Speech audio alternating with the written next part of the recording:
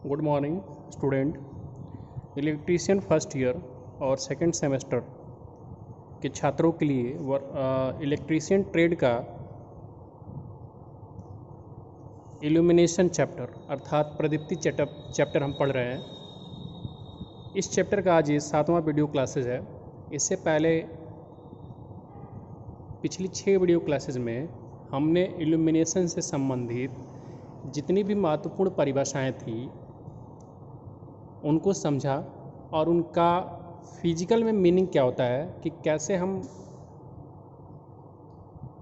अपने आप से समझें कि इल्यूमिनेशन होता क्या है, या ल्यूमिनस फ्लक्स होता क्या है, या ल्यूमिनस इंटेंसिटी क्या होता है, या इल्यूमिनेशन क्या होता है। इन तीनों की परिभाषा बहुत ही बेहतर तरीके से हमने आपको समझाई थी।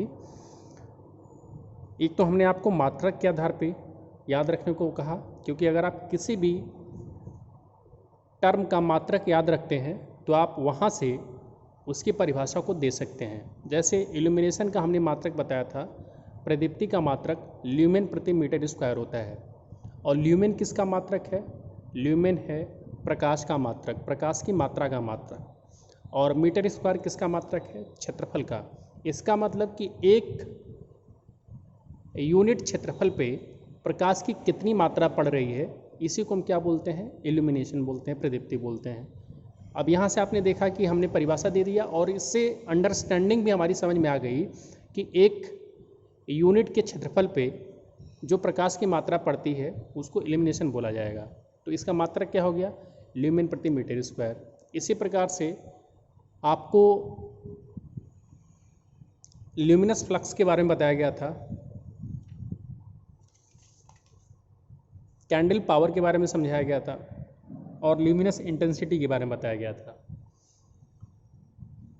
आज हम पिछले वीडियो क्लासेस में एक बार थोड़ा सा आपको बता देते हैं कि हम क्या पढ़ रहे थे। तो पिछले वीडियो क्लासेस से हम प्रकाश स्रोत अर्थात जिससे हमें लाइट एनर्जी मिलती है उनके कौन कौन से स्रोत हैं उनके बारे में हम जानते हैं।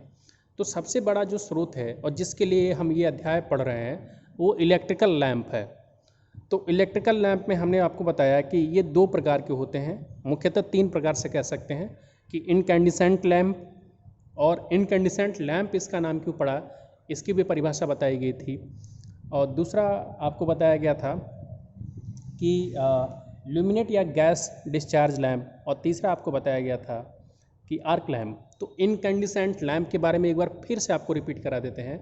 ऐसा लैंप जिसका फिलामेंट गर्म होने के कारण जो उसमें हीट होती है वो हीट लाइट एनर्जी में कन्वर्ट हो जाती है, इसी को इनकैंडिसेंट लैंप कहते हैं। और प्रतिरोध के या फिलामेंट के गर्म होने के कारण जब ये लाइट एनर्जी देता है, इसी कारण से इसको इनकैंडिसेंट लैंप भी कहा जाता है।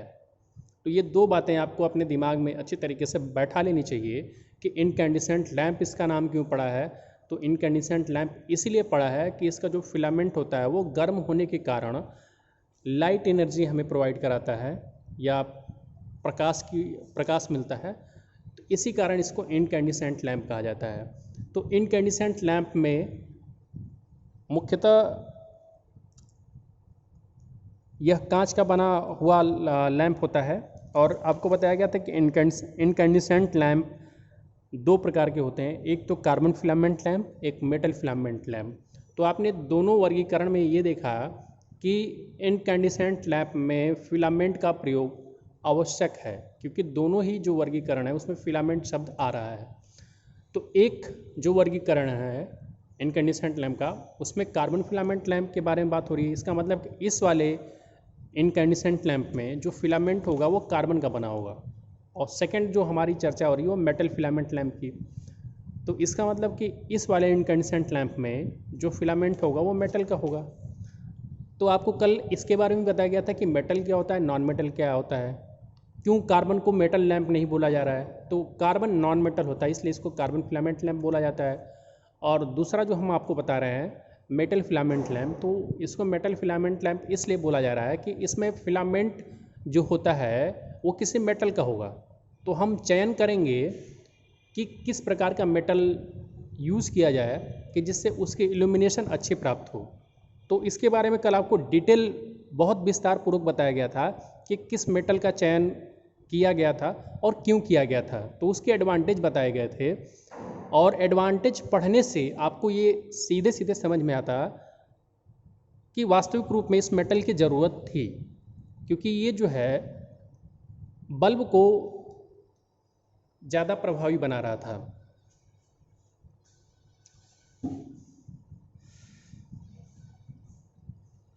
तो कार्बन फिलामेंट लैंप में हमने आपको 2-3 पॉइंट बताया जो कि आप एकदम क्लियर कट, अगर आपको देखिए जो कार्बन फिलामेंट लैंप है उसमें लिखाने के लिए तो बहुत कुछ लिखाया गया है, लेकिन जो 2-3 बातें जो बहुत ही महत्वपूर्ण हैं जिनको आपको ध्यान में रखना चाहिए।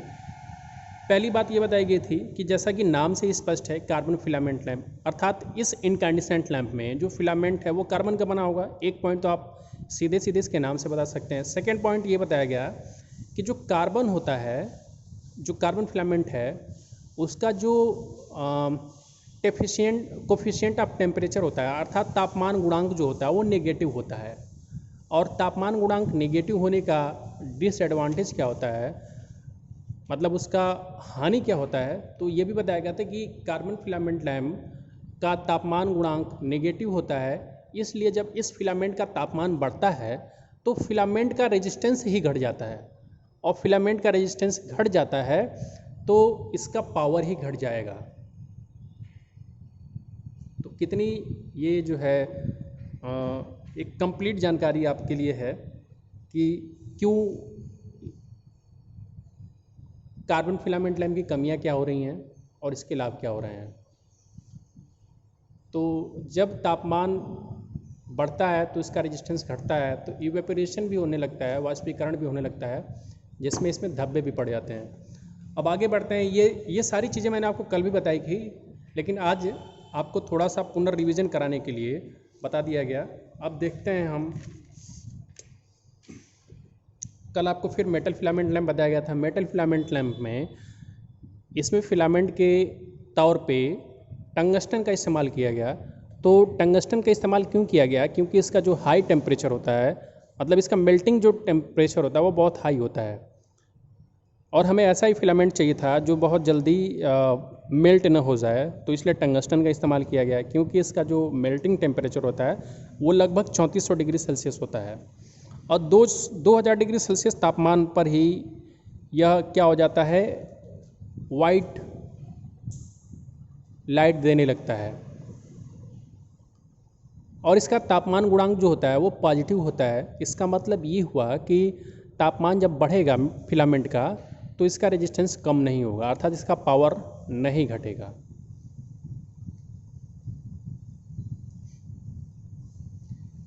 तो मेटल फिलामेंट लैंप में भी आपको 2-3 चीज़ें और महत्वपूर्ण बताई गई थी कि मेटल फिलामेंट लैंप में जो मेटल फिलामेंट लैंप होता है ये भी कई प्रकार का होता है, जैसे वैक्यूम मेटल फिलामेंट लैंप, ऐसा मेटल फिलामेंट लैंप जिसके कांच में निर्वात कर दिया जाता है, मतलब उसमें से जो भी गैस होती है या जो एयर होता है उसको निकाल लिया जाता है, उसमें बिल्कुल निर्वात वैक्यूम क्रिएट कर दिया जाता है। तो इससे ये हानि ये होती है कि मेटल फिलामेंट लैंप काम तो करता है, लेकिन इवेपोरेशन होने लगता है, वाष्पीकरण होने लगता है, और इस वाष्पीकरण से जो बल्ब का इल्यूमिनेशन है वो घट जाता है, क्योंकि जो गैसें होती हैं इवेपोरेशन होने के कारण वो सतह पे जम जाता है, तो इल्यूमिनेशन घट जाता है। इसीलिए मेटल फिलामेंट लैंप में कोई अक्रिय गैस भर दिया जाता है जिससे कि इवेपोरेशन अर्थात वाष्पीकरण न हो फिलामेंट का। फिर आज का जो हमारा टॉपिक स्टार्ट होता है वो गैस पूरित लैंप अर्थात gas filled lamp. Gas filled lamp तो वह तंतु अर्थात वह फिलामेंट जिसका तंतु निष्क्रिय गैस में काम करता है उसको ही हम गैस फिल्ड लैंप कहते हैं। जैसे कि नाइट्रोजन और ऑक्सीजन तो एकदम नहीं भरना होता है, क्योंकि ऑक्सीजन के साथ जो मेटल होता है वो रिएक्ट कर जाता है और ऑक्सीडाइज हो जाता है, जिससे वो थिन होता जाता है, बहुत पतला होता जाता है।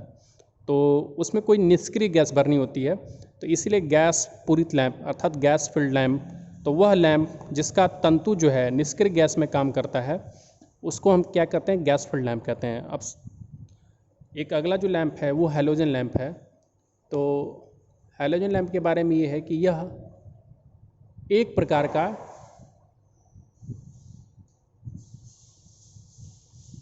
एक टंगस्टन का फिलामेंट लैंप होता है, जिसमें एक टंगस्टन फिलामेंट अपेक्षाकृत कम स्थान में निष्क्रिय गैस और आयोडीन या ब्रोमाइन के साथ काम करता है। तो हैलोजन लैंप की परिभाषा यही होगी कि यह एक टंगस्टन फिलामेंट वाला लैंप होता है जिसमें टंगस्टन फिलामेंट अपेक्षाकृत कम स्थान में निष्क्रिय गैस और आयोडीन या ब्रोमाइन के साथ काम करता है। अगला जो हमारे हेडिंग है आर्क लैंप। तो एक ऐसा विद्युत लैंप जिसमें आर्क द्वारा प्रकाश उत्सर्जित होता है उसको आर्क लैंप बोलते हैं।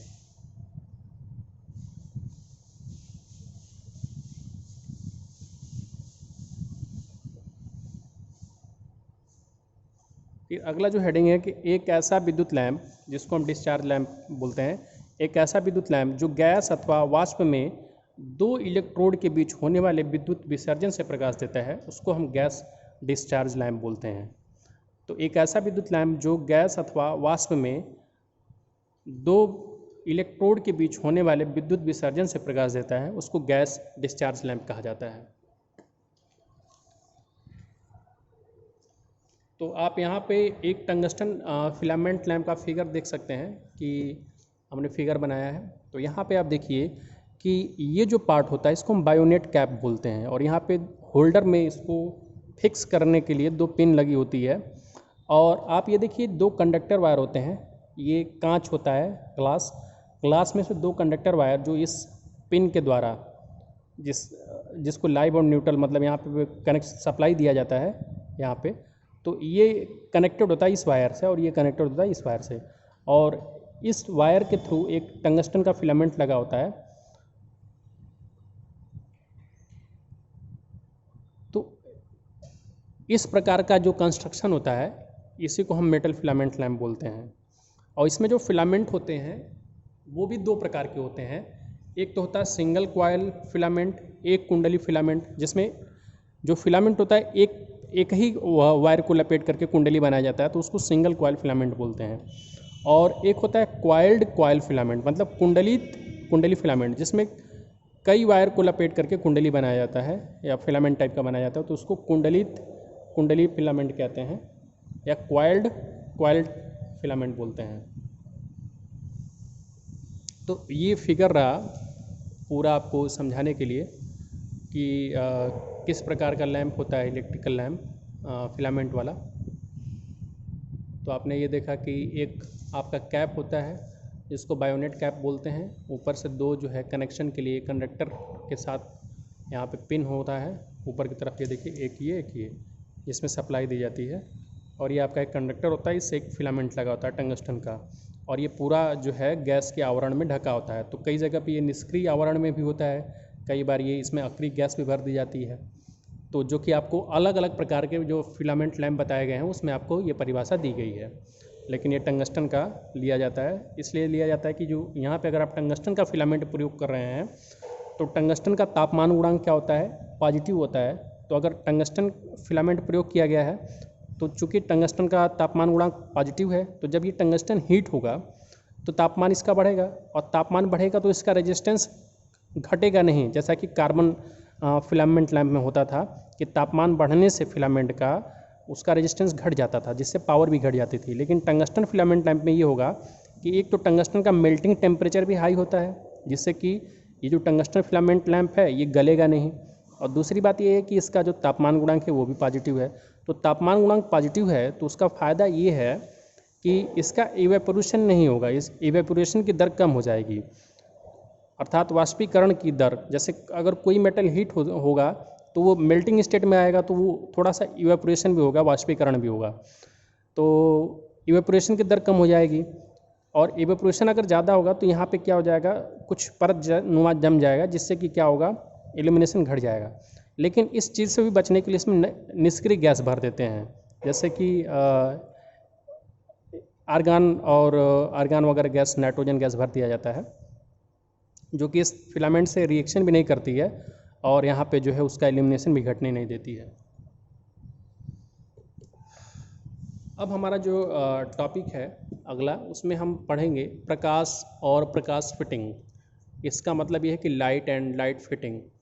तो इसका उद्देश्य क्या है लाइट और लाइट फिटिंग का, तो एक बार ऑब्जेक्टिव जान लेते हैं कि इसका ऑब्जेक्टिव अर्थात उद्देश्य क्या है। तो प्रदीपन में प्रयुक्त बल्बों के प्रकार के नाम बताना, प्रत्यक्ष और प्रत्यक्ष प्रकाश का वर्णन करना। तो इसका प्रकाश और प्रकाश फिटिंग का उद्देश्य यही है कि जो इल्यूमिनेशन है, इल्यूमिनेशन में आप जो बल्ब प्रयोग कर रहे हैं उनके टाइप्स के बारे में बताना और वो किस प्रकार के हैं, जैसे उनसे डायरेक्ट लाइट मिल रही है या इनडायरेक्ट लाइट मिल रही है, इल्यूमिनेशन हो रहा है। तो प्रदीपन में प्रयुक्त लैंपों के नाम और उपयोग होने वाले लैंप। तो इसमें देखिए पहला जो है उद्दीप्त लैंप, जिसको हम इनकैंडिसेंट लैंप बोलते हैं, और सेकंड है ट्यूबलाइट। तो इनकैंडिसेंट लैंप के प्रकार, जो उद्दीपन लैंप हैं उनके प्रकार, तो पहला है ग्लो लैंप, सेकंड है चंद्र प्रकाश मून लाइट लैंप। पहला है ग्लो लैंप, ये इनकैंडिसेंट लैंप का ही प्रकार है ग्लो लैंप। सेकंड है चंद्र प्रकाश लैंप, जिसको हम इंग्लिश में मून लाइट लैंप बोलते हैं। और पहला ग्लो लैंप, सेकंड है मून लाइट लैंप, तीसरा है ल्यूमिनस लैंप। और चंद्र प्रकाश लैंप जैसे आप देखते हैं कि कई घरों में मून की तरह जो है, मून की लाइट की तरह एक कुछ प्रकाश के लिए व्यवस्था होती है, तो उसको मून लाइट लैंप बोलते हैं। थर्ड है ल्यूमिनस लैंप और चौथा है डे लाइट लैंप। कुछ ऐसे भी लैंप हैं जो डे में भी प्रयोग किए जाते हैं। सेकंड है वृक्ष लाइट लैंप, जिसको ट्री लाइट लैंप बोलते हैं, जो कि ट्री वगैरह पे इस्तेमाल किया जाता है। फिर है फोटो फ्लड लैंप, और अगला है मूवी फ्लड लैंप, और फिर है फोटो स्प्लैश लैंप। नेक्स्ट है सिल्वर बाउल लैंप, और अगला है प्रोजेक्टर लैंप।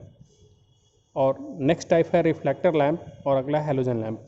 तो ये आपको कुछ लैंप के प्रकार हैं जो कि इस अध्याय का ऑब्जेक्टिव है।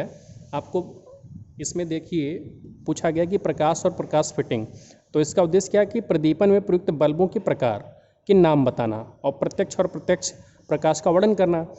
तो प्रदीपन में जो है इनकैंडिसेंट लैंप प्रयोग होता है, तो इनकैंडिसेंट लैंप में कितने प्रकार के लैंप हैं उनके बारे में ये आपको बताया गया है।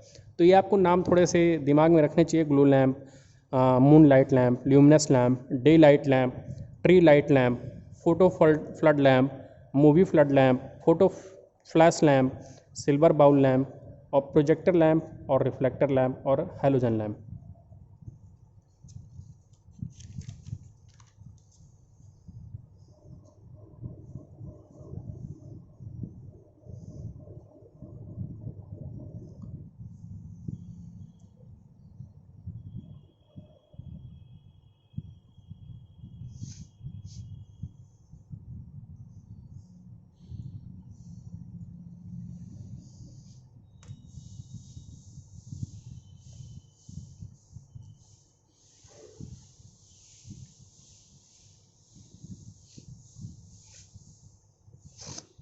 फिर हेडिंग है प्रत्यक्ष और अप्रत्यक्ष प्रकाश प्रदीपन का विन्यास करते समय ध्यान में रखने वाले बिंदु।